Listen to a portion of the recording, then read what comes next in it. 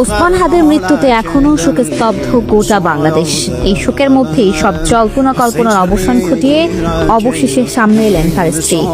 তবে আলহামদুলিল্লাহ, সামনে এলেও তিনি তার পর্দার বিষয়ে বিন্দু মাত্র শিথিলতা দেখাননি।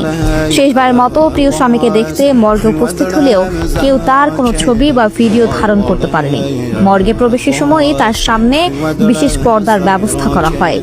বোরকা, হিজাব, হাত পা মোজা সবকিছুর পাশাপাশি এমন সতর্ক ব্যবস্থা নেওয়া হয়েছিল যেন কেউ তার ছায়াটুকু দেখতে না পান। পরিবারের নির্দেশনায় এই পরিবেশ নিশ্চিত করতে হাসপাতালের স্টাফরাও সক্রিয়ভাবে সহায়তা করেন। গাড়ি থেকে নামার আগেই সব গণমাধ্যম কর্মীকে ক্যামেরা বন্ধ রাখতে বলা হয়।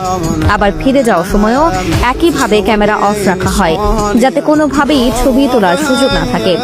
সেজন্য দুটি চলমান পর্দা সেট ব্যবহার করে তাকে সম্পূর্ণ লোকচক্ষুর আড়ালে রেখে গাড়ি পর্যন্ত পৌঁছে দেওয়া হয়। তবুও কিছু মানুষ